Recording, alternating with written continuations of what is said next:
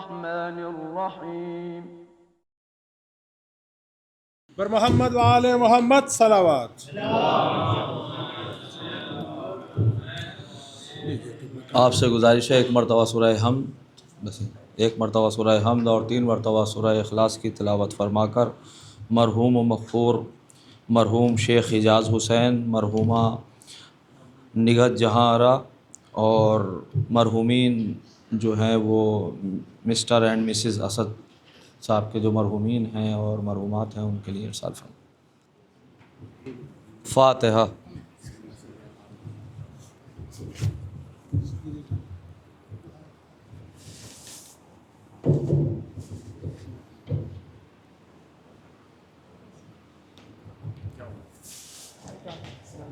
نعرہ تکبیر، نعرہ رسالت، نعرہ حیدری.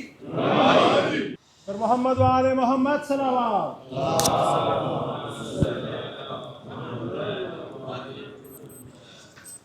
لا حول ولا قوة الا باللہ العلی العظیم. اعوذ باللہ من الشیطان اللعین الرجیم. بسم اللہ الرحمن الرحیم. الحمد للہ الذی لا یبلغ مدحتہ القائلون ولا یحصی نعماءہ العادون ولا یؤدی حقہ المجتہدون. الذی لا یدرکہ بعد الہمم ولا ینالہ غوث الفتن. الذی لیس لصفتہ حد محدود ولا نعت موجود ولا وقت معدود ولا اجل ممدود. فطر الخلائق بقدرتہ ونشر الریاح برحمتہ ووطد بالصخور میدان ارضہ. هو الذی الہ کل شیء وخالق کل شیء وصانع کل شیء وعالم بکل شیء. هو الحی الذی یحیی کل حی وحی الذی یمیت کل حی وحی الذی قبل کل حی وحی الذی بعد کل حی وحی الذی لیس کمثلہ حی. والصلاۃ والسلام علی رسول الثقلین محبوب رب المشرقین والمغربین جد الحسن والحسین مولانا و مقتدانا ابی القاسم محمد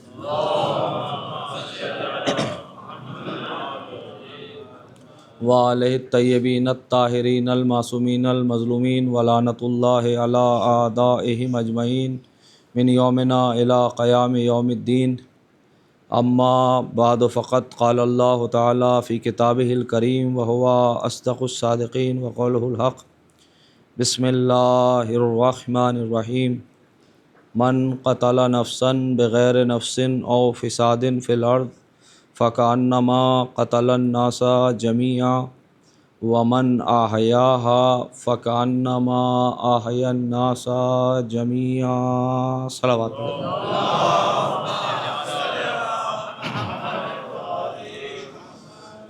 اسلام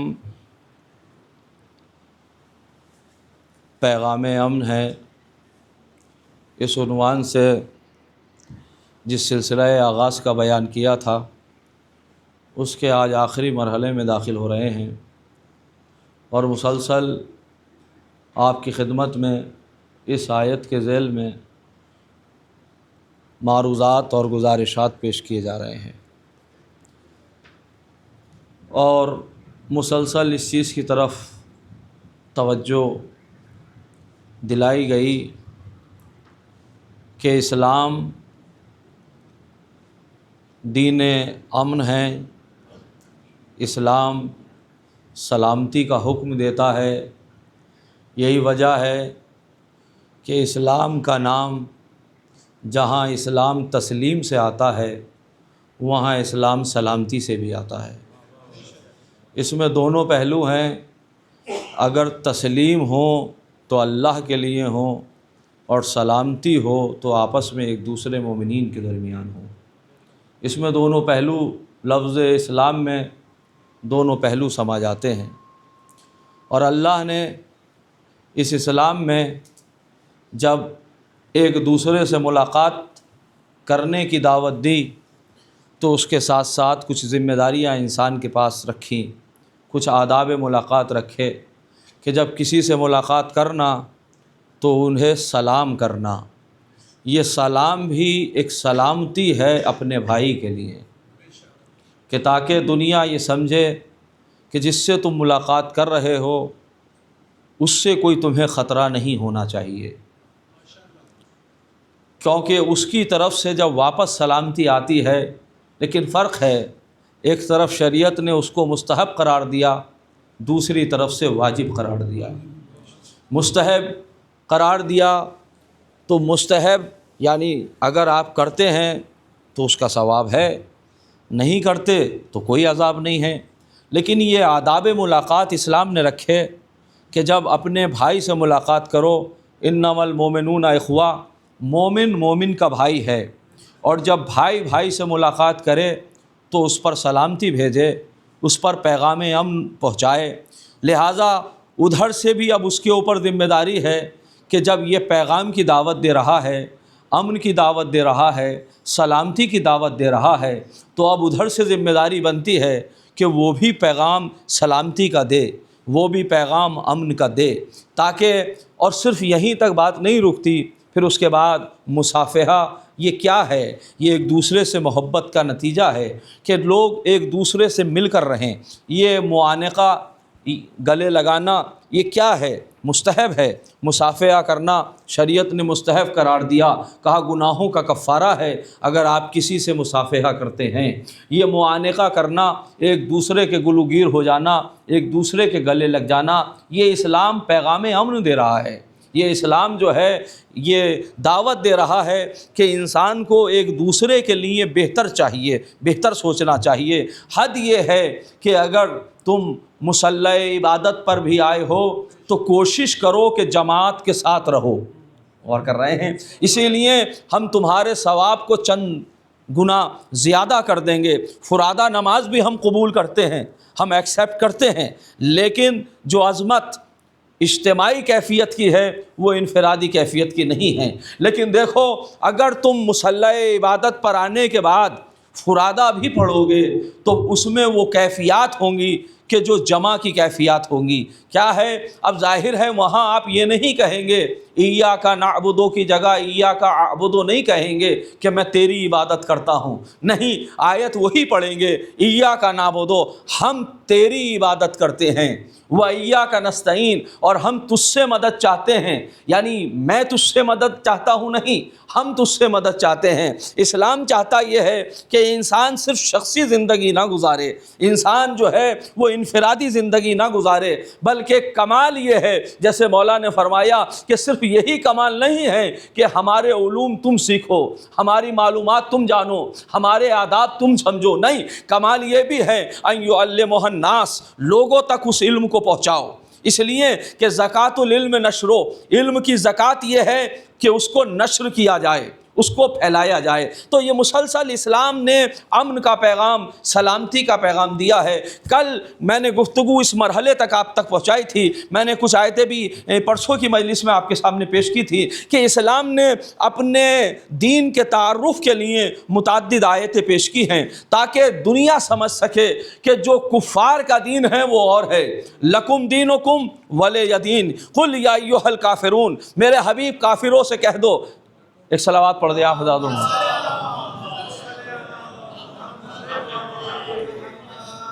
ایک اور صلوات پڑھ دے آپ حضرات.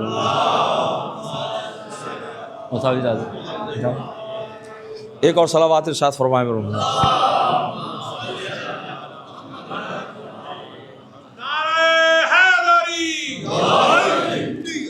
میں نے عرض کیا تھا متعدد آیتیں آپ کے سامنے پیش کی تھی، تو قرآن نے جہاں دین کا تعارف کرایا اس میں متعدد آیتیں آپ کے سامنے پیش کی. تو ظاہر ہے کہ قرآن کی روشنی میں کافر بھی اپنا دین رکھتا ہے. قل یا ایھا الکافرون، میرے حبیب کافروں سے کہہ دو. اب کافروں سے کہہ دو درمیان کی آیتیں چھوڑ رہا ہوں. لکم دینکم ولی دین، تمہارا دین تم کو مبارک، ہمارا دین ہم کو مبارک. تو ظاہر ہے کہ قرآن کی روشنی میں کافر بھی اپنا دین رکھتا ہے. لیکن اب یہاں سے پتہ ہوا کہ فرعون کا دین اور ہے، موسیٰ کا دین اور ہے، ابراہیم کا دین اور ہے، نمرود کا دین اور ہے، محمد کا دین اور ہے، ابو سفیان کا دین اور ہے، ابو لہب کا دین اور ہے، ابو جہل کا دین اور ہے، حسین کا دین اور ہے، یزید کا دین اور ہے۔ تو یزید کا دین میں اور حسین کے دین میں فرق کیا ہے؟ عزیزان گرامی، جو گردنوں کو کاٹتے ہیں وہ یزیدی دین ہوتا ہے، جو شہید ہوتے ہیں وہ حسینی دین ہوتا ہے۔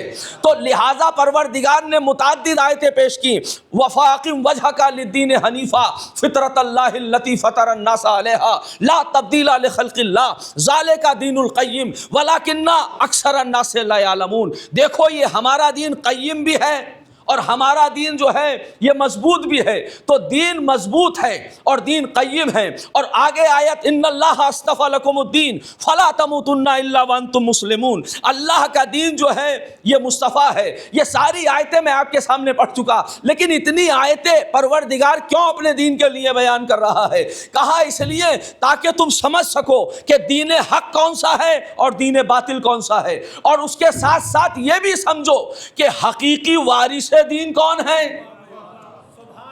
اور جو وارث دین بن کر بیٹھ جائے وہ کون ہے، ان میں فرق محسوس کر سکو۔ تو چلیے ہم دیکھتے ہیں کہ قرآن نے کس طریقے سے دین کے ساتھ ساتھ وارث دین کو پہچنوایا ہے۔ تو قرآن نے کیا کہا؟ فَاقِمْ وَجْهَكَ لِلدِّينِ حَنِيفًا فِطْرَةَ اللَّهِ الَّتِي فَطَرَ النَّاسَ عَلَيْهَا لَا تَبْدِيلَ لِخَلْقِ اللَّهِ ذَلِكَ دِينُ الْقَيِّمِ وَلَكِنَّ أَكْثَرَ النَّاسِ لَا يَعْلَمُونَ۔ فَاقِمْ وَجْهَكَ لِلدِّينِ حَنِيفًا، ہمارا دین حنیف ہے، سیدھا ہے۔ تو اگر اللہ کا دین سیدھا ہے، حنیف ہے، تو وارث دین بھی وہ ہوگا جو کہے گا انا صراط مستقیم، میں وہ ہوں جو صراط مستقیم ہوں۔ وارث دین وہ نہیں ہو سکتا جو یہ کہے کہ میں بھٹک جاؤں تو مجھے راستے پہ لگا دینا، یہ ممکن نہیں ہے۔ بھائی اگر اللہ کا دین حنیف ہے، اور پھر اس کے بعد وَذَلِكَ دِينُ الْقَيِّمِ، اللہ کا دین جو ہے قیم ہے، مضبوط ہے، باقی رہنے والا ہے، مستحکم دین ہے، یہ کمزور دین نہیں ہے۔ تو اگر اللہ کا دین جو ہے وہ قیم ہے تو وارث دین بھی وہ ہونا چاہیے جو اتنا مضبوط اور مستحکم ہو کہ اگر وہ میدان میں قدم رکھے تو سوات قدم کی کیفیت وہ ہونا چاہیے کہ زمین والے نہیں، آسمان والے بھی اس کا قصیدہ پڑھیں، لا فتح الا علی لا سیف الا ذوالفقار۔ تو سوات قدم کی کیفیت یہ ہے۔ اور دوسری طرف ان اللہ اصطفی لکم الدین، اللہ نے تمہارے لیے دین کو مصطفیٰ بنایا ہے، دین کو چن لیا ہے۔ تو اگر اللہ کا دین دین مصطفیٰ ہے تو پھر وارث دین کون ہونا چاہیے، کیسا ہونا چاہیے؟ کہا وارث دین بھی وہ ہو جو ایک لمحے کے لیے نافرمانی مصطفیٰ نہ کرتا ہو۔ توجہ کیجئے گا، دیکھیں معمولی بات نہیں ہے، ایک لمحے کے لیے نافرمانی مصطفیٰ نہ کر سکتا ہو۔ انسانوں کی پوری زندگی گزری ہے نافرمانی مصطفیٰ میں، آدھی زندگی نافرمانی مصطفیٰ میں، نافرمانی مصطفیٰ کی تو بہت دور کی بات ہے، آدھی سے زیادہ زندگی کفر میں گزر گئی ہے، آدھا سے زیادہ زندگی جو ہے وہ کفر میں گزر گئی ہے۔ تو اللہ کا دین، رسول کیا فرما رہے ہیں؟ قرآن مجید نے کیا کہا کہ وارث دین، اگر اللہ کا دین مصطفیٰ ہے جس کو اللہ نے چنا ہے، پسند کیا ہے، تو وارث دین بھی وہ ہونا چاہیے جو ایک لمحے کے لیے نافرمانی مصطفیٰ نہ کرے۔ اسی لیے نہج البلاغہ میں فرمایا کہ میں رسول اسلام کے نقش قدم پر ایسا چل رہا تھا جیسے اونٹ کا بچہ، اونٹنی کا بچہ اپنی ماں کے نقش قدم پر چلتا ہے۔ ایک لمحے کے لیے نافرمانی، عزیزو معمولی بات نہیں ہے، مصطفیٰ کی نافرمانی کرنا یہ بہت بڑا جرم ہے۔ ایک لمحے کے لیے نافرمانی مصطفیٰ نہ کرنا یہ کوئی معمولی بات نہیں ہے۔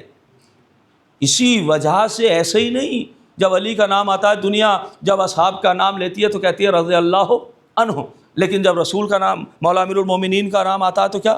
کرم اللہ وجہہ، یعنی یہ اللہ کا مکرم چہرہ ہے جو آج تک کسی بت کے سامنے نہیں جھکا، ہمیشہ اطاعت رسالت میں قدم آگے رہا۔ اب چلیے میں قرآن سے مومنین کی ذرا کیفیات کو ملاحظہ فرمائیے۔ ظاہر ہے سورہ حجرات کی آیات آپ نے متعدد بار سنی ہیں، یا ایھا الذین آمنوا لا ترفعوا اصواتکم فوق صوت النبی، خبردار اپنی آواز کو رسول کی آواز کے سامنے بلند نہ کرنا، ولا تقدموا بین یدیہ، اور خبردار رسول کے آگے چلنے کی کوشش نہ کرنا، اور ایسے گفتگو نہ کرنا جیسے کہ تم آپس میں گفتگو کرتے ہو. تو اگر آپس میں انسان گفتگو کیسے کرتا ہے، ایسے رسول کے سامنے کیوں نہیں کرتا؟ کہا اس لیے کہ اگر رسول تم جیسے ہوتے تو تم آپس میں ایسے کر سکتے تھے، لیکن رسول تم جیسے نہیں ہیں، لہٰذا اچھا اگر ایسے کر لیا، رسول کے آگے چلا، آواز کو بلند کر لیا، ایسے گفتگو کی، تو قرآن نے کہا ان تحبط اعمالکم وانتم لا تشعرون، ہم تمہارے اعمال کو برباد کر دیں گے اور تمہیں احساس بھی نہیں ہوگا کہ تم کب برباد ہو گئے. بھائی وہ غفور و رحیم خدا، وہ پروردگار جو بندے پر اتنا مہربان ہے. دعائے کمیل میں آپ اکثر پڑھتے رہتے ہیں کہ جو وہ ذات ہے، کم من ثناء جمیل لست اہلا لہ نشرتا، پروردگار نہ جانے کتنی میری ایسی تعریفیں ہیں جس کا میں اہل نہیں ہوں، مگر اس سے تو نے مجھے مشہور کر دیا ہے، ان کمالات اور صفات سے مجھے مشہور. تو جو پروردگار اتنا کریم ہو، جو اتنا رحیم ہو، وہ کہہ رہا ہے ان تحبط اعمالکم، تمہارے اعمال کو برباد کر دیں گے، وانتم لا تشعرون، اور تمہیں شعور بھی نہیں ہوگا کہ تم برباد ہو گئے. یعنی اس کا مطلب یہ ہے کہ مقام ختم مرتبت اتنی عظیم ہے، مقام ختم مرتبت اتنا عظیم ہے کہ اگر انسان لمحے کے لیے توہین مصطفیٰ کرے تو اس کی نماز اس کے منہ پر مار دی جائے گی، اس کا روزہ اس کے منہ پر مار دیا جائے گا، اس کا حج اس کے منہ پر مار دیا جائے گا. تو ایک طرف تو قرآن یہ کہہ رہا ہے، دوسری طرف سورہ شورى کی 215ویں آیت ہے، ارشاد ہو رہا ہے وَخْفِضْ جَنَاحَكَ لِمَنِ اتَّبَعَكَ مِنَ الْمُؤْمِنِينَ، اے میرے حبیب اپنے شانوں کو جھکا دے دیجئے جو مومنین میں آپ کی اتباع کرتے ہوں. اے میرے حبیب اپنے شانوں کو جھکا دیجئے جو آپ کی اتباع کامل کرتے ہیں. تو اب ظاہر ہے ایک طرف مومنین سے کہا جا رہا ہے کہ رسول کے سامنے آوازوں کو بلند نہ کرنا، رسول کے آگے نہ چلنا، ایسے گفتگو نہ کرنا، اور دوسری طرف سورہ شورى میں کہا جا رہا ہے وَخْفِضْ جَنَاحَكَ، اے میرے حبیب اپنے شانوں کو جھکاؤ، لِمَنِ اتَّبَعَكَ مِنَ الْمُؤْمِنِينَ، جو مومنین میں تمہاری اتباع کامل کرتے ہیں. تو یہ کون سے مومنین ہیں کہ جس کے لیے رسالت اپنے شانوں کو جھکا رہی ہے؟ بھئی یہ کون سے؟ اس کا مطلب یہ ہے کہ یہ جو سورہ حجرات کے مومنین ہیں وہ اور ہیں، اور یہاں جو بات ہو رہی ہے کہ اپنے شانوں کو جھکاؤ، یہ اور مومنین ہیں. تو یہ وہ مومنین ہیں. تاریخ رسالت میں 2 مقام وہ ہیں جہاں رسالت نے اپنے شانوں کو جھکایا ہے، یا عید کے دن حسن و حسین کے لیے شانوں کو جھکایا ہے، یا فتح مکہ میں جو ہے وہ رسالت نے امامت کے لیے شانوں کو جھکایا ہے. ایک صلوات پڑھیں بر محمد وآل محمد. تو اللہ کا دین جو ہے وہ مصطفیٰ ہے. اور پھر ارشاد ہوا وعد اللہ الذین آمنوا منکم وعملوا الصالحات لا یستخلفنہم فی الارض کما استخلف الذین من قبلہم ولا یمکنن دینہم الذی ارتضی لہم. اور اللہ کا دین دین مرتضیٰ ہے جس سے اللہ راضی ہو گیا ہے. تو اگر اللہ کا دین دین مرتضیٰ ہے تو وارث دین بھی وہ ہوگا جو خود مرتضیٰ ہو. غور کر رہے ہیں؟ وارث دین وہ نہیں ہوگا کہ جس کے لیے یہ دعا کی جائے کہ اللہ ان سے راضی ہو جائے. وارث دین وہ ہونا چاہیے کہ جو خود، بڑا فرق ہے، طلبگار رضا ہونا اور ہے، خریدار رضا ہونا اور ہے. عزیزان گرامی، طلبگار رضا تو امامت اور صحابیت کا یہی فرق ہے. صحابی اسے کہتے ہیں جو طلبگار رضا ہوتا ہے، امام اسے کہتے ہیں جو خریدار رضا الہی ہوتا ہے. ایک صلوات پڑھیں بر محمد وآل محمد. وَمِنَ النَّاسِ مَن يَشْرِي نَفْسَهُ ابْتِغَاءَ وَمَرْضَاتِ اللَّهِ وَاللَّهُ رَءُوفٌ بِالْعِبَادِ. مجھ سے یہ کہا جا رہا ہے کہ آپ لوگ آگے تشریف لے آئیے. ایک صلوات پڑھتے ہوئے تھوڑے تھوڑے آپ لوگ آگے تشریف لے آئیے. ایک اور صلوات پڑھیں آپ حضرات.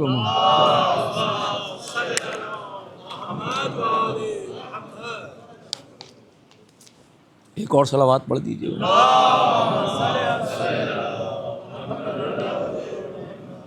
ایک اور صلوات. تو اللہ کا دین جو ہے وہ مرتضیٰ ہے. اب ظاہر ہے کہ اللہ اپنے دین کا جو تعارف کرا رہا ہے وہ اسی لیے تعارف کرا رہا ہے تاکہ جب دین کا تعارف ہوگا تو اس کے ذریعے سے وارث دین تک پہنچنا آسان ہوگا۔ کیا ارشاد ہو رہا ہے؟ ایک جگہ نہیں، قرآن مجید میں 3 جگہ ہے، هو الذی ارسل رسولہ بالہدی ودین الحق۔ دیکھو اللہ کا دین جو ہے وہ دین حق ہے، تو اگر اللہ کا دین حق ہے تو پھر وارث دین وہ ہو جس کے لیے رسول یہ کہیں علی مع الحق والحق مع علی، علی حق کے ساتھ ہے، حق علی کے ساتھ ہے۔ اللہم ادر الحق حیث مدار علی، پروردگار حق کو ادھر موڑ دے جدھر علی مڑ جائے۔ تو پتہ یہ چلا کہ وارث دین وہ ہوتا ہے، وہ نہیں ہوتا جو کسی کے راستے پر چلے۔ وارث دین وہ ہوتا ہے جو راستہ صراط مستقیم بناتا ہے، یا میں جملوں کو پلٹ کر یہ کہوں کہ جدھر وہ چلتا ہے ادھر حق چلا جاتا ہے۔ اسی لیے آپ سورہ حمد میں کیا پڑھتے؟ انعمتا صراط الذین انعمتا علیہم، صراط الذین، ہدایت دے کس کے راستے پر؟ جس پر تو نے نعمتیں نازل کی۔ تو یہ راستہ کس کا ہے؟ جن پر نعمتیں نازل کی ان کا راستہ۔ ایسا نہیں ہے کہ راستہ پہلے سے تھا، توجہ کر رہے ہیں؟ یعنی گویا کہ یہ وہ ہستیاں ہیں کہ یہ چلتے ہیں تو راستہ بنتا ہے، یہ چلتے ہیں تو راستہ بنتا ہے۔ اسی لیے کہا اللہم ادر الحق حیث مدار علی، پروردگار حق کو ادھر موڑ دے جدھر علی موڑ جائے۔ تو لہٰذا اگر اللہ کا دین حق ہے تو وارث دین پھر وہ ہوگا کہ جس کے پیچھے پیچھے حق ہو۔ تو اب کوئی بھی جنگ ہو، یہ دیکھو علی کدھر ہے، یہ دیکھنے کی ضرورت نہیں ہے کہ علی کے مقابل میں کون ہے۔ میں نے کل عرض کیا تھا خندق میں جب بھیجا ہے تو یہ کہہ کر بھیجا برز الایمان کلہ الی الکفر کلہ۔ آج کل ایمان کل کفر کے مقابلے پر جا رہا ہے۔ یہ کوئی چھوٹا ٹائٹل ہے کل کفر؟ شیطان کے لیے بھی قرآن مجید نے کہا کانا من الکافرین، وہ کافرین میں سے تھا، اور یہاں کہہ رہا ہے وہ کل کفر، رسول فرمانا ہے کل کفر ہے۔ تو یہاں یہ کیا ہے؟ برز الایمان کلہ الی الکفر کلہ۔ آج کل ایمان کل کفر کے مقابلے پر جا رہا ہے۔ اس کا مطلب یہ ہے رسول ایک میسج، ایک پیغام، ایک قاعدہ، ایک کلیہ دے رہے ہیں کہ دیکھو میری زندگی میں یہ بات ذہن میں رہے، میرا بھائی علی کل ایمان ہے، اب جو بھی اس کے مقابلے پر آئے گا وہ کل کفر کی صلت پائے گا۔ صلوات پڑھیں گے محمد و آل محمد۔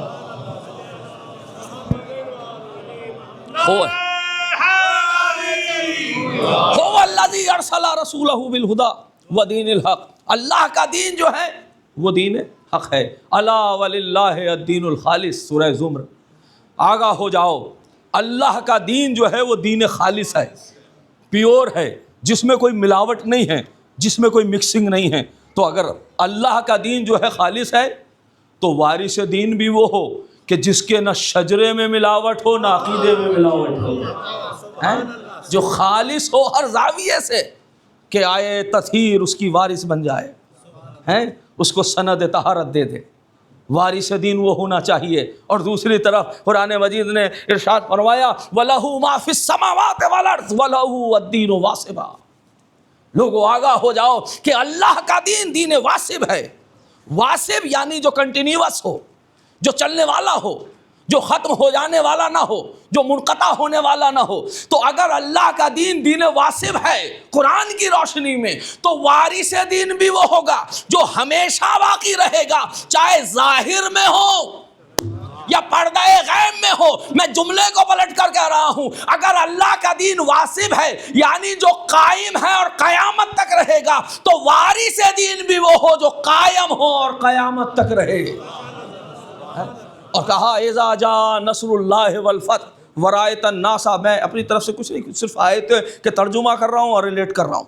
اذا جاء نصر اللہ والفتح ورأیت الناس يدخلون فی دین اللہ، یہ اللہ کا دین ہے، کسی ایرا غیرہ کا دین نہیں ہے۔ بہت سارے ادیان وہ ہیں جو لوگوں نے بنائے ہیں، لوگوں نے بنائے اور وقت کے ساتھ ختم ہو گئے۔ پتہ چلا کچھ ادیان وہ ہیں جو ان کے ساتھ ساتھ چلے گئے، جیسے وہ دفن ہو گئے ویسے ہی ان کے ادیان بھی دفن ہو گئے۔ تو یہ کوئی ایسا بشر کا بنایا ہوا تو دین ہے نہیں۔ اذا جاء نصر اللہ والفتح ورأیت الناس يدخلون فی دین اللہ، یہ اللہ کا دین ہے. تو اگر یہ اللہ کا دین ہے تو وارث دین بھی وہ ہوگا جو خدا کا بنایا ہوا ہوگا. توجہ کیجئے گا. یعنی اس کا مطلب یہ ہے وارث دین وہ نہیں ہو سکتا جو شورا اور اجماع سے بن جائے. وارث دین وہ ہوگا کہ جو خدا کا بنایا ہوا ہوگا, اور ایسا بنایا ہوا ہوگا کہ رسول آواز دیں گے من کنت مولا ہو فہذا علی مولا, جس کا میں مولا ہوں اس کا یہ علی مولا ہے. تو اب عزیزان گرامی, یہ ساری کیفیات, میں نے کہا کہ اسلام یہ جتنے بھی پیغام امن دینے کی بات ہے, اسلام جو پیغام امن ہے, جو امن کا پیغام دے رہا ہے, یہ اس لیے دین کا تعارف کرایا جا رہا ہے تاکہ انسان دین حقیقی کو بھی پہچان لے اور دین سیاسی کو بھی پہچان لے. اس لیے کہ نہ جانے کتنے حکمراں آئے, کتنے سلاطین آئے کہ جنہوں نے اپنی حکومت کا نام اسلام رکھا, اور کتنے ایسے سلاطین آئے جنہوں نے اپنی لڑائیوں کا نام جہاد رکھا. اور کر رہے ہیں, میں نے عرض کیا تھا اسلام کی جنگیں بہت ساری جنگیں ہیں, ان میں سے عظیم جنگیں کون سی ہیں؟ جنگ بدر, جنگ احد, اور جنگ خندق, اور جنگ خیبر. لیکن یہ تین جنگیں جو ہیں, جنگ بدر, جنگ احد اور جنگ خندق, ان تینوں جنگوں میں اہل مکہ مدینے پر حملہ کرنے کے لیے آئے ہیں. یہاں ڈیفینس میں جہاد ہو رہا ہے. میں نے کل جہاد کی قسمیں بتائی تھیں, اس لیے کہ جب لفظ جہاد سنا جاتا ہے تو فوراً ذہن جو ہے وہ متغیر ہو جاتا ہے کہ صاحب وہ اسلام جو ہے وہ لڑائی کا حکم کیوں دیتا ہے, قتال کا حکم کیوں دیتا ہے, جبکہ جہاد سے سب سے پہلے جہاد بالنفس ہے. جہاد بالنفس یہ سب سے بڑا جہاد ہے. ہر لمحہ اپنے اندر ہونے والی برائی اور جنود اور لشکر شیطانی سے انسان ہر لمحہ جہاد کر رہا ہوتا ہے. تو پہلا جہاد تو یہ جہاد ہے, اور پھر اس کے بعد جہاد بالمال, اموال کے ذریعے سے. اس لیے کہ قرآن کہہ رہا ہے تحبون المال حبا جما, تم قرآن کہہ رہا ہے کہ تم مال سے بہت محبت کرتے ہو. تو جہاد اگر تم مجاہد ہو تو خدا کی راہ میں خرچ کر کر دکھاؤ. لن تنالوا البر حتى تنفقوا مما تحبون, تم یقیناً نیکی کو نہیں پا سکتے جب تک کہ اس کی راہ میں وہ خرچ نہ کرو جس کو تم پسند کرتے ہو. یعنی تم کامیاب نہیں ہو سکتے جب تک کہ اس کی راہ میں وہ خرچ نہ کرو. ظاہر ہے کہ آج کیونکہ روز 40 ہے اور وقت کے اندر مجھے گفتگو کو مکمل کرنا ہے اور مسائل بھی تفصیل سے پڑھنا ہے, ایک دو بات عرض کر کے بس گفتگو کو ختم کر رہا ہوں. اس لیے کہ ظاہر ہے کہ نوحہ خوانی بھی ہونی ہے اور آپ زیارت بھی کریں گے. تو عزیزان گرامی, تو میں نے کل عرض کیا تھا تین چار جنگوں کا میں نے آثار آپ کے سامنے پیش کیے تھے, اور یہاں تک میری بات پہنچی تھی کہ رسول نے جو فرمایا برز الایمان کلہ الی الکفر کلہ, جب مولائے کائنات گئے ہیں عمر ابن عبدود کے مقابلے پر تو کیا فوراً حملہ؟ تو آپ یہ محسوس کیجئے مدینے سے, مکہ سے مدینے آئے حملہ کرنے کے لیے, ایک بات. دوسری چیز جو خندق کھود دی گئی تھی اس کو پھلانگ کر آیا ہے, دوسرا مسئلہ. تیسرا مسئلہ خیمہ رسالت مآب کی طرف نیزہ پھینکا, تیسری جرات. اور پھر کہہ رہا ہے من یبارزنی, کون ہے جو میرے مقابلے پر آئے؟ اب بتائیے ایسی کیفیت میں انسان کیا کرے؟ تاریخ کہتی ہے مولا امیر المومنین گئے اور جانے کے بعد پیادہ گئے ہیں. کہا میں نے سنا ہے کہ تو 3 چیزوں میں ایک چیز کو قبول کرتا ہے. کہا ہاں. کہا پیش کرو. کہا میں سب سے پہلے یہ پیش کرتا ہوں کہ تو اسلام لے آ تاکہ دنیا کی زندگی بھی مل جائے اور آخرت کی زندگی بھی مل جائے. اسلام پیغام امن کیسے دے رہا ہے؟ یہ ساری چیزیں ہیں بھئی. جس نے اتنی جرتیں کی ہیں, جو آیا ہی مکہ سے لڑنے کے لیے ہیں, جو ہاتھ میں تلوار لیے ہوئے ہے, جو خندق کو پھلانگ کر آیا ہے, جو نیزہ مار چکا ہے, رسول جس کے لیے کہہ رہے ہیں من لہذا القلب, تو اب جا کر اس کو فوراً قتل کر دینا چاہیے تھا. لیکن میں نے کہا کہ یہ اصول جہاد میں سے ہے, فنون جہاد میں سے نہیں. اس لیے کہ فن چینج ہوتے ہیں, اصول نہیں بدلتے. جو کیجئے اپنی طرف سے کبھی آغاز نہیں کرتے.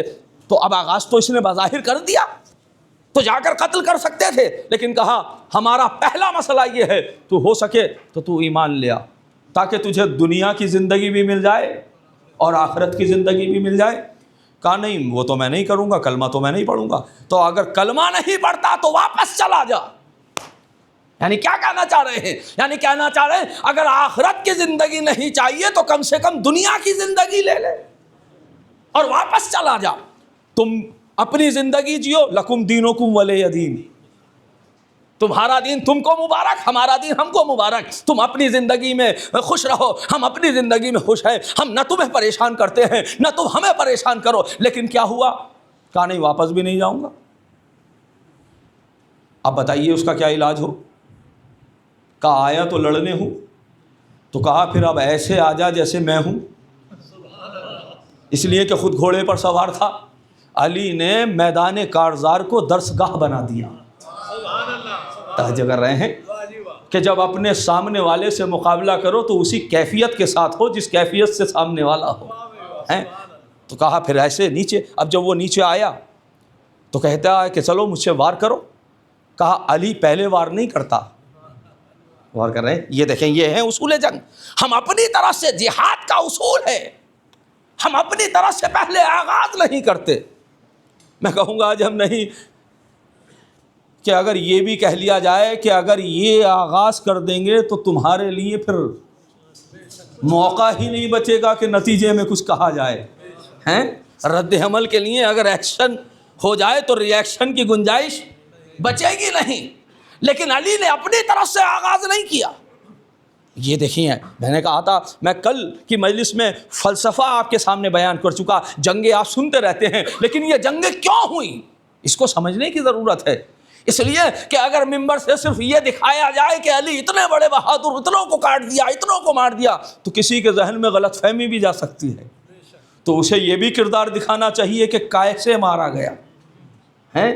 اس لیے کہ مارنا علی کی مجبوری تھی، علی کا اختیار نہیں تھا۔ غور کیجئے گا عزیزو، یہ جملہ محفوظ رکھیے گا۔ اب ظاہر ہے اس نے وار کیا، اب جیسے ہی وار کیا علی نے کعوہ دیا اور 2 حصوں پہ تقسیم کر دیا۔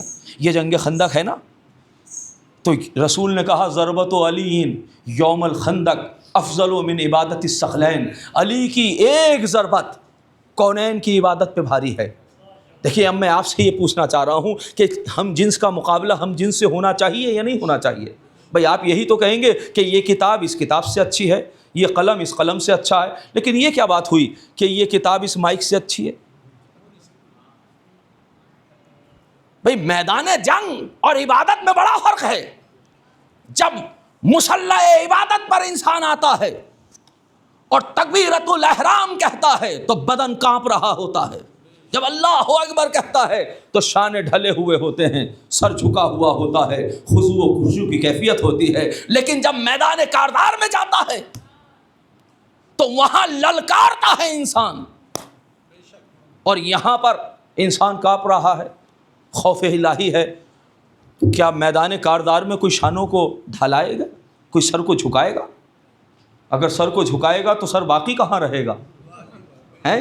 تو 180 ڈگری کا فاصلہ محسوس ہوتا ہے، مگر رسول نے اپنے قول سے اور علی نے اپنے عمل سے اس 180 ڈگری کے فاصلے کو ختم کیا۔ دنیا والوں تم سمجھتے ہو کہ جہاد اور چیز ہے اور عبادت اور چیز ہے۔ میں کہہ رہا ہوں ضربت علی یوم الخندق افضل من عبادت الثقلین، علی کی ایک ضربت کونین کی عبادت پہ بھاری ہے۔ یا رسول اللہ آپ یہ کیوں نہیں کہتے کہ علی کی ضربت 1000 ضربتوں سے بہتر ہے؟ لیکن یہ نہیں کہا علی کی ضربت کونین کی عبادت سے بھاری ہے، تاکہ دنیا یہ سمجھ لے کہ علی جب ضربت لگاتے ہیں تو علی کا قوت بازو کے زور پر ہی ضربت نہیں لگتی، بلکہ اشارہ مشیت کے ذریعے سے یہ ضربت چلتی ہے۔ بلکہ میں یہ کہوں وہ علی جو میدان کارزار میں اتنا بڑا عابد ہو، جس کی ایک ضربت کونین کی عبادت پہ بھاری ہو، وہ علی مصلی عبادت پہ کتنا بڑا عابد ہوگا۔ تو اب عزیزان گرامی، لہٰذا یہ صرف کیفیت یہ نہیں ہے۔ بھائی مجھ سے پھر گزارش کی جا رہی کہ آپ تھوڑا تھوڑا اور آگے تشریف لے آئیں، ایک صلوات پڑھتے ہوئے صلوات پڑھے علی امام دو عالم، علی امام زمن، علی وقار دل و جان، علی بہار چمن، اور علی عروج فصاحت، علی کمال سخن، علی عرب کے اندھیروں میں حق کی پہلی کرن، علی ولی سے گریزاں نہ ہو خدا کے لیے، کیوں علی تو قوت بازو ہے مصطفیٰ کے، نعرہ حیدری۔ آگے بھی تشریف لے آئے، بر محمد و آل محمد صلوات، صلی اللہ محمد و آل ایک اور صلوات ارشاد فرمائیں بر محمد علیہ۔ صلی اللہ محمد علی۔ تو صرف جنگوں کی کیفیت کو دیکھیں، اس کا فلسفہ پیچھے دیکھیں۔ جنگ خندق میں بھی یہی کیفیت ہے۔ مجھے بتائیے، ساری جنگیں علی نے جو لڑی ہیں اس میں اپنے والد کے ذریعے سے تعارف کروایا، میں ابو طالب کا بیٹا علی ہوں۔ واحد جنگ ہے جنگ خیبر، جس میں کہہ رہے ہیں انا الذی سمتنی امی حیدرہ، میں وہ ہوں کہ میری ماں نے میرا نام حیدر رکھا ہے۔ تو مولا آپ تعارف ماں کے ذریعے سے کیوں کرا رہے ہیں؟ اچھا ہر جنگ میں جا رہے ہیں، کہتے ہیں میں ابو طالب کا بیٹا علی ہوں۔ میں آپ سے پوچھ رہا ہوں، اگر کسی کے باپ کے ایمان میں کمزوری ہو تو وہ دشمن تو دشمن اپنوں سے نہیں کہتا ہے، لیکن علی دشمن کے سامنے کہہ رہے ہیں میں ابو طالب کا بیٹا علی، یعنی بتا رہے ہیں کہ جب میرا ایمان کل ایمان کی سند پاتا ہے تو میرے بابا کا ایمان کیا ہوگا، کہ جس کے تعارف کے لیے بیٹا فخر محسوس کرتا ہے۔ تو اب ایک صلوات پڑھے بر محمد علیہ۔ جو پوچھتے ہو، آ گیا تھا ذہن میں تو میں نے کہا پڑھو، جو پوچھتے ہو کہ حیدر میں ہے نرالا کیا، جو پوچھتے ہو کہ حیدر میں ہے نرالا کیا، جو پوچھتے ہو کہ حیدر میں ہے نرالا کیا، کسی اور نے بھی خیبر کا در اچھالا کیا، علی کے باپ کو کافر بتانے والے بتاؤ، کیا کسی کے باپ نے کوئی رسول پالا کیا؟ نعرہ حیدری۔ تو مجھے بتائیے، واحد جنگ ہے تو امامت نے کیا کہا؟ انا الذی سمتنی امی حیدرہ، میں وہ ہوں کہ میری ماں نے میرا نام حیدر رکھا ہے۔ عزیزو، امامت بغیر مصلحت کے لہجہ نہیں بدلتی، بغیر مصلحت کے لہجہ نہیں بدلتے۔ تو یہ کیوں کہہ رہے ہیں؟ کہا اس لیے کہا کہ اس کی دائی نے یا اس کی ماں نے یہ کہا تھا بیٹا سب سے لڑنا مگر حیدر نام کے پہلوان سے نہ لڑنا۔ تو کیوں علی مولا اگر آپ قتل ہی کرنے کے لیے آئے ہیں تو اس کے قول اور وصیت کیوں یاد کروا رہے ہیں؟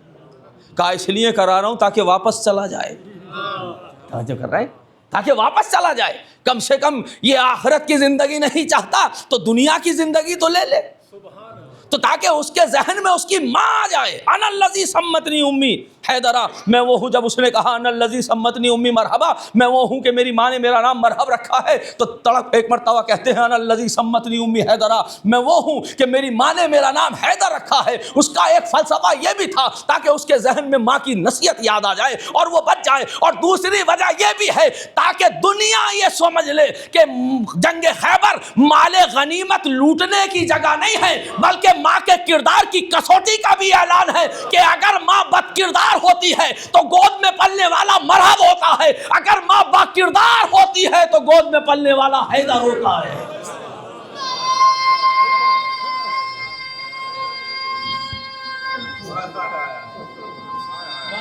جیو جیو جیو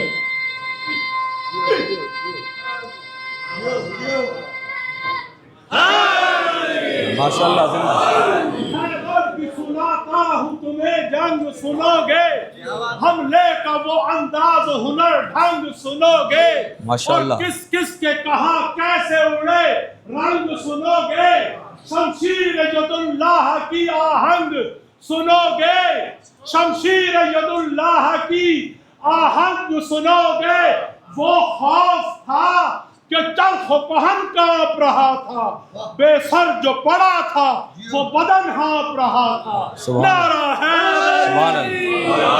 تو لہذا انسان کو آپ ساری جنگوں میں یہ کیفیت محسوس کریں، اس لیے کہ خیبر والے وہ تھے جو مسلمانوں کو پکڑتے تھے، اندر قلعے میں لے جا کر قتل کر دیا کرتے تھے، اور اہل مکہ کے ساتھ جو ہے وہ تمام وفد ایک دوسرے سے آ کر سازشیں مسلمانوں کے خلاف بناتے تھے تاکہ مدینے کو تاراج کر دیا جائے۔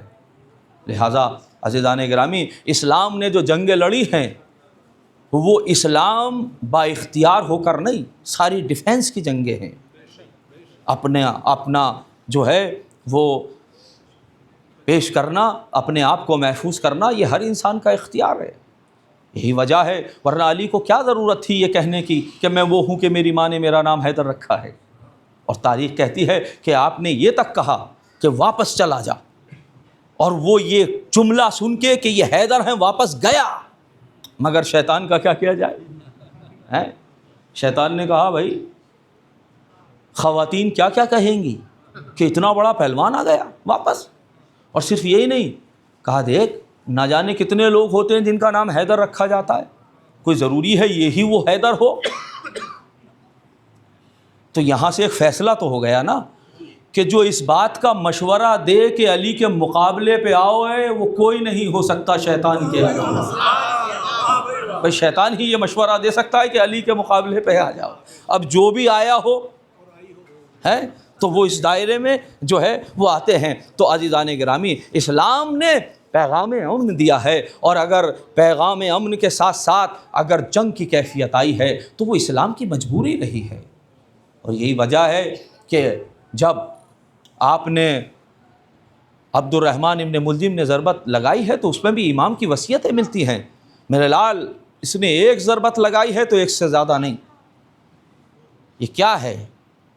یہ امام پیغام دے رہے ہیں کہ اگر انتقام لینا بھی ہو تو صرف اس حد تک ہونا چاہیے کہ جتنا آپ سے لیا گیا ہے، اور اگر معاف کر دو تو تمہارے حق میں بہتر ہے۔ قرآن کہہ رہا ہے کہ قصاص جو ہے آپ کا حق ہے، لیکن اگر آپ معاف کر دیں گے تو وہ بہتر ہے۔ تو اسلام تو مسلسل اس کیفیات کو بیان کرتا ہے۔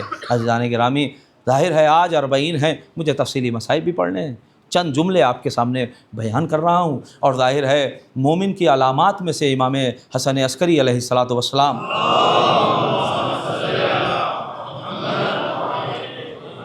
جب آپ مومن کی علامات بیان کرتے ہیں تو کہتے ہیں علامات المومن 5، مومن کی 5 علامتیں ہیں۔ صلاۃ و عہدہ و 50، مومن جو ہوتا ہے، دیکھیں آپ پیغام سنیے، آپ یہ علامت مومن ہے کہ 51 رکعت نماز پڑھنے والا ہوتا ہے، اس لیے کہ نوافل اور نماز شب اور 17 واجب کو لا کر 51 رکعت نماز، یہ مومن کی علامت ہے۔ اس لیے کہ اگر واجب میں کوئی کسر رہ جاتی ہے تو اسے مستحبات پورا کرتے ہیں، اور واجب انسان کی ذمہ داری بنتی ہے، لیکن جو مستحب کو ادا کرتا ہے اس سے انسان کی محبت کا پتہ چلتا ہے کہ وہ اپنے خالق سے کتنا پیار کرتا ہے۔ عہدہ و 50 اور دوسرے زیارت الاربعین، اس لیے کہ آج یوم 40 ہے، ضروری تھا کہ میں یہ حدیث آپ تک پہنچاؤں۔ زیارت 40 یہ مومن کی علامت ہے۔ تو میں پوچھوں اب یہ چھٹے امام سے یہ زیارت 40 ہے، تو زیارت 40 مومن کی علامت ہے۔ اگر وہاں نماز 51 رکعت عبادت کی طرف اشارہ ہے تو زیارت 40 ولایت کی طرف اشارہ ہے۔ اور ظاہر ہے یوں تو بہت ساری جو ہیں وہ امام حسین اور آخری امام سب سے زیادہ زیارتیں ان 2 اماموں کے متعلق ہیں، زیارت وارثہ، زیارت عاشوراء، زیارت 40، زیارت خاصہ امام حسین، خاص مواقع پر امام کی زیارات یہ موجود ہیں۔ لیکن زیارت 40 کو مومن کی جو ہے وہ خصوصیت کیوں قرار دیا گیا؟ کیا وجہ ہے؟ شاید اس کی یہ وجہ ہو، لفظ شاید نہ بھولیے گا، شاید اس کی وجہ یہ ہو کہ اس زیارت تنہا یہ وہ زیارت ہے جس میں مقصد شہادت حسین کو بیان کیا گیا ہے۔ باقی جو شہادتیں ہیں، باقی جو زیارات ہیں اس میں شہادت کا ذکر ہے اور دوسرے پہلوؤں کا ذکر ہے، لیکن یہ زیارت 40 جہاں دوسرے پہلوؤں کا ذکر ہے وہاں مقصد شہادت حسین کا ذکر ہے۔ کیا ہے اس میں؟ بذل مہجتہ فیک لیستنقذ عبادک من الجہالہ وحیرۃ الضلالہ، پروردگار میرے حسین نام، میرے جد نامدار حسین نے تیری راہ میں خالص خون اس لیے بہایا ہے تاکہ لوگوں کو جہالت سے نکال کر روشنی علم میں لا کر کھڑا کر دیا جائے، اور گمراہی سے نکال کر، حیرت ضلالت اور گمراہی سے نکال کر ہدایت پر لے کے آیا جائے۔ تو اس کا مطلب یہ ہے کہ اگر انسان کے اندر جہالت ہے تو وہ مقصد حسینی سے دور کرے گی، اس لیے کہ علم جو ہے وہ مقصد حسین سے قریب کرنے والا ہے۔ لہٰذا ہمیں چاہیے کہ زیادہ سے زیادہ علم حاصل کریں اور صرف اپنے تک محدود نہ رکھیں، جیسے امام نے فرمایا ان یعلمہ الناس، یہ علم لوگوں تک پہنچاؤ۔ لو علم الناس محاسن کلامنا لاتبعونا، اس لیے کہ اگر لوگ ہمارے کلام کو سیکھیں گے تو ہمارے کلام کی کشش اتنی ہے کہ وہ کلام خود بخود تمہیں کھینچ کر لے کے آ جائے گا۔ اسے یہ کہنے کی تمہیں ضرورت نہیں ہوگی کہ حسینی ہو جاؤ، یہ کہنے کی ضرورت نہیں ہے کہ علوی ہو جاؤ، یہ کہنے کی ضرورت نہیں ہے شیعہ ہو جاؤ، نہیں نہیں، صرف ہمارے پیغام کو پہنچاؤ گے تو ہمارے کلام میں اتنی کشش ہے کہ ہمارا کلام خود اس کو راہ حق دکھا دے گا۔ ہمارا بس علم پہنچانا تمہارا کام ہے۔ اور پھر تیسرا کہا التختم بالیمین، دائیں ہاتھ میں انگوٹھی ہونا چاہیے، مومن کی علامت ہے، اس لیے کہ کچھ علامتیں ظاہری ہوتی ہیں، کچھ باطنی ہوتی ہیں، توجہ کیجئے گا، تاکہ مومن کا آئینہ ہوتا ہے، جب مومن کو دیکھے تو پہچان لے کہ یہ مومن ہے۔ اس لیے کہا کچھ ظاہری نشانی بھی ہونی چاہیے، التختم بالیمین، تمہارے دائیں ہاتھ میں انگوٹھی ہونی چاہیے۔ اور پھر اس کے بعد فرمایا ظاہر واجب نہیں ہے، لیکن مومن کی علامت کا کیا مطلب ہے؟ یعنی مولا چاہتے ہیں کہ ایسا ہو، تو یہ کیسے ممکن ہے جو مولا چاہیں وہ ہم نہ کریں؟ تو چاہیے التختم بالیمین، دائیں ہاتھ میں جو ہے اس کے دائیں ہاتھ میں جو ہے وہ انگوٹھی ہونا چاہیے۔ اور چوتھا تعفیر الجبین، پیشانی جو ہے وہ تربت پہ ہو، یعنی شاید مولا کا اشارہ ہو کہ مومن وہ ہوتا ہے جو خاک شفا پر سجدہ کرتا ہے۔ اور بھی بہت ساری چیزیں ہیں جس پر سجدہ کیا جا سکتا ہے، لیکن ظاہر ہے قبلہ بھی تشریف فرما ہے، اس آیت اس حدیث میں یہ واضح نہیں ہے۔ تعفیر الجبین یہ صرف یہ ہے کہ تراب پر سجدہ کیا جائے، مگر دوسری روایات قرینہ متصلہ بن کر اس بات کا نتیجہ دیتی ہے کہ خاک شفا پر سجدہ کرنا چاہیے، یہ مومن کی علامت ہے۔ اور پانچواں کیا ہے؟ الجہر بالبسم اللہ الرحمن الرحیم، بسم اللہ الرحمن الرحیم کو بلند آواز میں کہو، اس لیے کہ یہ بسم اللہ وہ ہے کہ جس میں پورا قرآن سمٹ کر حمد میں آیا ہے، حمد سمٹ کر بسم اللہ میں آیا ہے، بسم اللہ سمٹ کر نقطے میں آیا ہے، تاکہ تم امامت سے بھی جڑے رہو، رسالت سے بھی جڑے رہو، توحید سے بھی جڑے رہو، تاکہ دنیا پتہ چلے کہ یہ نقطہ با کیا ہے۔ لہذا بآواز بلند جو ہے وہ بسم اللہ الرحمن الرحیم کو کہو۔ یہی وجہ ہے کہ نماز اخفاتی ہو یا جہری، لیکن بسم اللہ، اور شاید ایک وجہ یہ ہے کہ کچھ لوگ وہ ہوں گے کہ جو جزو قرآن نہیں سمجھیں گے، لہذا اس کی طرف تلخیص دی جائے، بآواز بلند کیا جائے تاکہ سمجھ لیا جائے کہ یہ ہر سورے کا جز قرار پایا ہے۔ ایک صلوات پڑھے بر محمد و آل محمد۔ بس عزیزو، زیارت اربعین مومن کی علامت ہے۔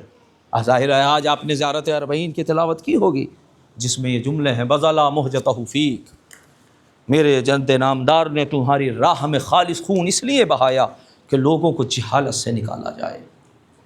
عزیزو، اگر عاشور قربانی کا دن ہے تو اربعین اس قربانی کو زندہ کرنے کا دن ہے۔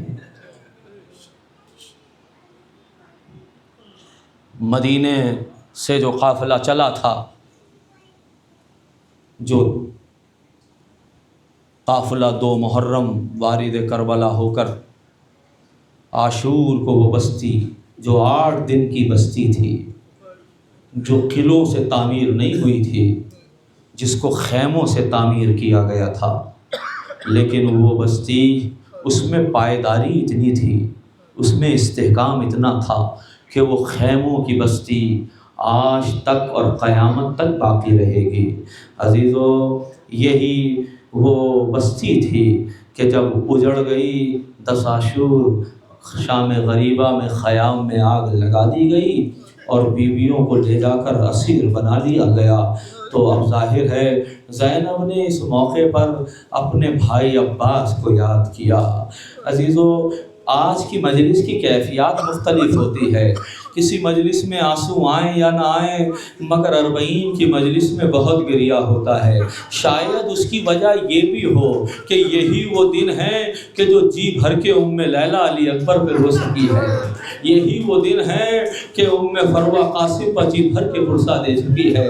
ورنہ ظاہر ہے کربلا سے لے کر کوفہ اور کوفہ سے لے کر شام تک جب اہل حرم گریہ کرتے تھے تو تعزیانے لگتے تھے، لیکن ہاں جب قافلہ گیا ہے تو زینب نے اپنے بھائی کو یاد کیا تھا۔ زینب بہت پیار کرتی تھی نا عباس سے۔ اے آخی ابو الفضل انت الذی ارکبتنی ذرت الخروج من المدینہ، اے میرے شیر، جب میں مدینے سے چلی تھی تو تم نے بڑی شان سے زینب کو سوار کرایا تھا۔ زینب کو کوئی سوار کرنے والا، زینب کو کوئی سوار کرنے والا نہیں ہے۔ بے کھجاواں اونٹوں پر بیویوں کو سوار کر کے کوفہ لے جایا گیا، کوفے پہ ٹھہرایا گیا۔ ٹھہرو، بحرون کوفہ روکا جائے تاکہ جو ہے شہر کو سجایا جائے۔ ارے وہ کوفہ جہاں زینب شہزادی بن کے آئی تھی، وہ کوفہ جہاں زینب معلمہ تفسیر قرآن تھی، وہ کوفہ کہ جہاں زینب پہ چاروں طرف سے بیوی آنے کے بعد عزت اور احترام کی نظر سے دیکھتی تھی۔ آپ ہماری شہزادی ہیں۔ آج وہی زینب ہے جو کوفے کے بازار میں اسیر ہو کر آ رہی ہے۔ مجھے نہیں معلوم کہ زینب کا دل پر کیا گزری ہوگی۔ جزاکم ربکم خیر الجزا۔ وہی زینب کوفے کے مراحل 15 محرم کو یہ قافلہ شام کی طرف گیا۔ جب شام میں پہنچا تو وہاں پھر ٹھہرایا گیا کہ 3 دن یا 1 دن بیرون شام رکھا جائے تاکہ شہروں کو سجایا جائے، تاکہ شہروں کو آباد کیا جائے، تاکہ آئینہ بندی کی جائے۔ عزیزو، اہل حرم کو کیسے لے کر گئے کہ ایک رسی میں 12 گلے تھے۔ تاریخ کہتی ہے ایک چھوٹی سی بچی تھی کہ جب بیویاں کھڑی ہوتی تھی تو سکینہ کا گلا دبتا تھا۔ پھوپھی اماں، میرا قد بہت چھوٹا ہے، گلا دب رہا ہے، لہذا رکوع کی کیفیت میں بیوی آ جا رہی ہے۔ یہ وہی مقام ہے کہ جہاں وہاں روکا گیا جہاں غلام اور کنیزوں کو روکا جاتا ہے۔ لیجئے بازار شام سے جب منزل دربار شام تک آئی تو باب سعد پر بی بی کو روکا گیا۔ زینب کھڑی ہو گئی، آواز دی، بیٹا سید سجاد، زینب دربار میں نہ جائے گی۔ اے میرے لال، یہ شرابی کا دربار کہاں؟ زینب دربار میں نہیں جائے گی۔ اے شمر، یا مجھے چادر دے دے یا راستہ بدل دے، اس لیے کہ اتنے مجمع میں زینب نہیں جائے گی۔ بس سید سجاد نے دیکھا، اے پھوپھی اماں ذرا بابا کے سر کو دیکھ۔ جزاکم ربکم خیر الجزا۔ زینب نے دربار کا مرحلہ طے کیا۔ ہاں وہ یزید بیٹھا ہوا ہے، خیزران کی چھڑی سے لبہائے حسین کو تکلیف دے رہا ہے۔ زینب نے کیسے برداشت کیا؟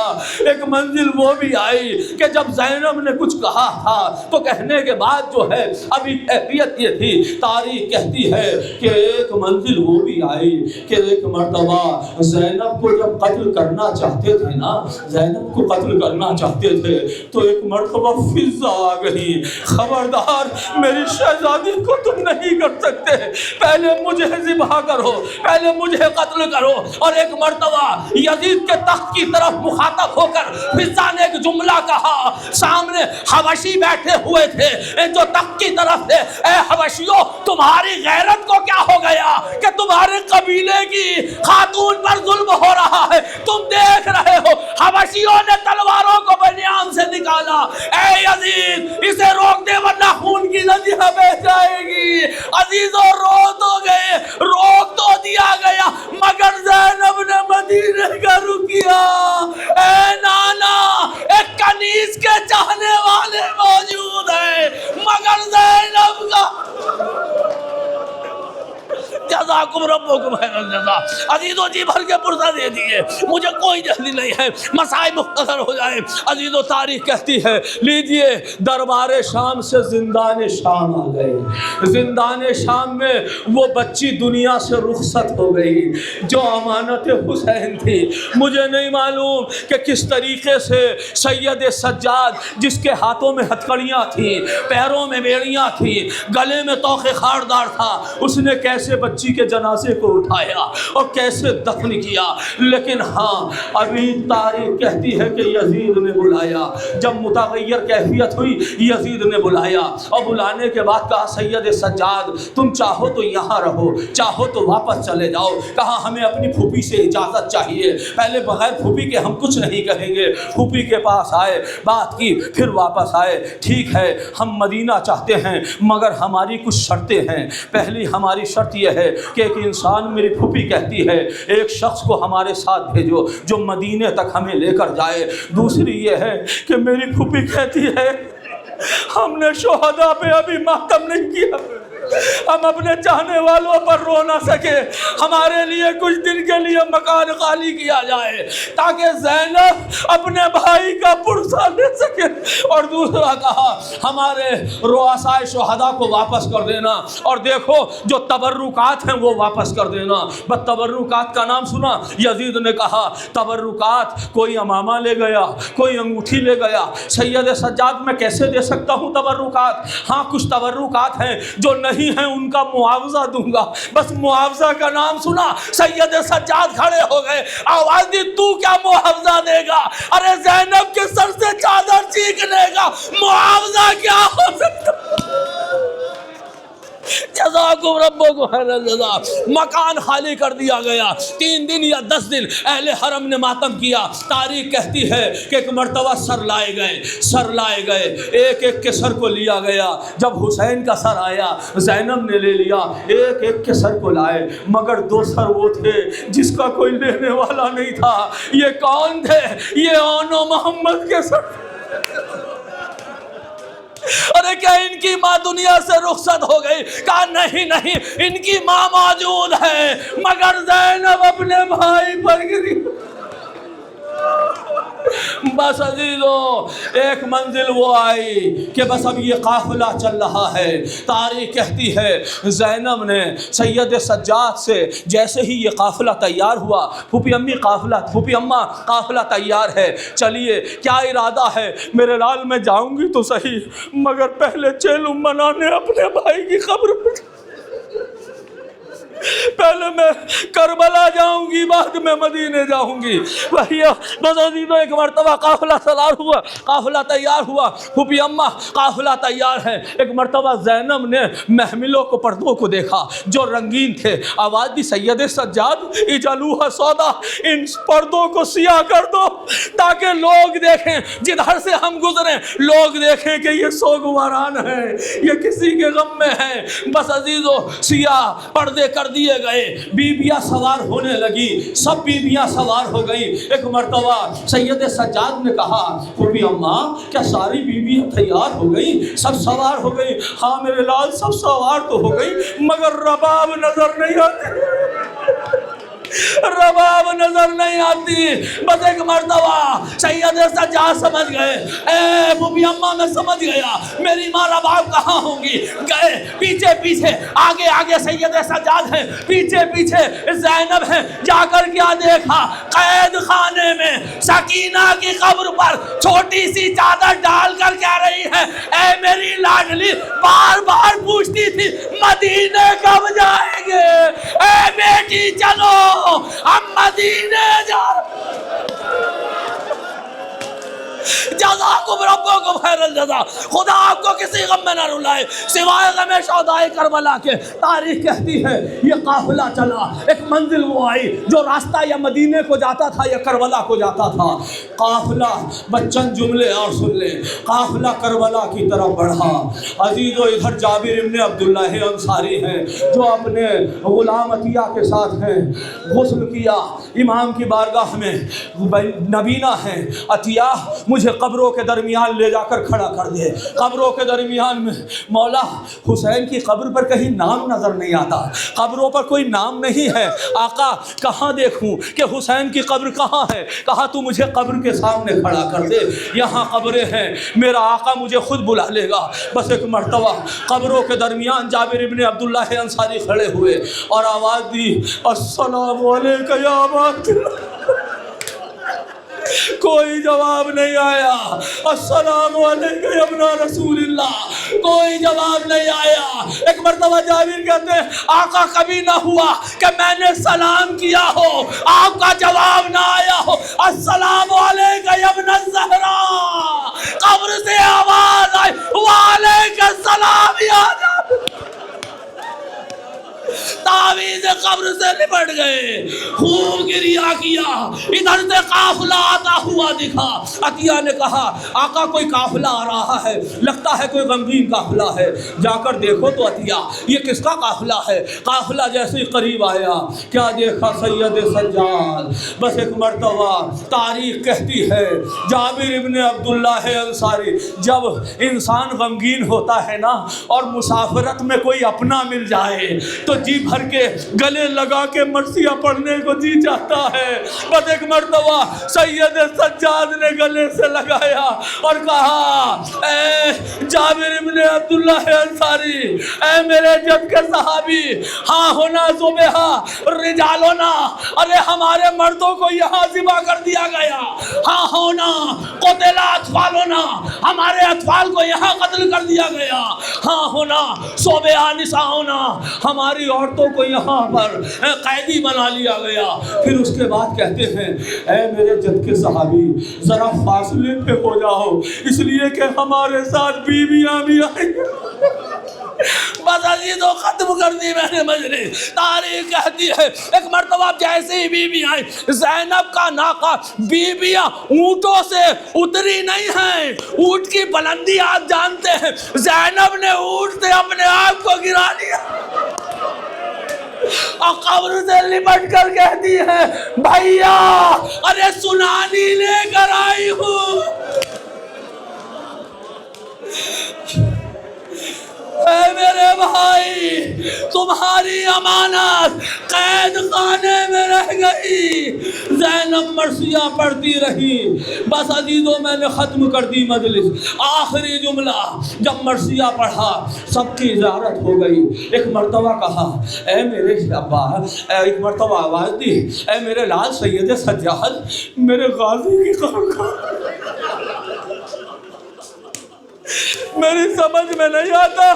جب زینب کربلا سے گئی تھی تو سب سے پہلے جاتے وقت سب سے آخر میں جا رہی تھی تو جاتے وقت ابو الفضل العباس کو پکارا تھا، اب جب آئی ہیں تو قبر حسین سے فراغت کے بعد کہہ رہی ہیں مجھے یہ تو بتاؤ کہ میرے غازی کو کہاں دفن کیا؟ اس لیے کہ بنی اسد کے ساتھ میں تو اپنے غازی کے لاشے کو ایسے ہی چھوڑ گئی، میرا مجایا تو ایسے ہی پڑا ہوا تھا، یہ بتاؤ کہ میرے غازی کا لاشا کہاں ہے، کہاں ان کی قبر بنائی ہے؟ بس ایک مرتبہ سید سجاد لے کر پھوپھی کو فرات کے کنارے کی طرف بڑھے۔ میں نے مجلس کو ختم کیا، فرات کے کنارے بڑھے۔ اب جیسے جیسے قریب آئے زینب کو قریب بٹھالا۔ زینب نے ایک مرتبہ قبر کو دیکھا، سید سجاد کو دیکھا، میرے لال ارے کیا یہ میرے غازی کی قبر ہے؟ اے میرے لال میرے غازی تو جب گھوڑے پہ بیٹھتا تھا تو پیر خط دیتے جاتے تھے، یہ اتنی چھوٹی قبر کیوں ہے؟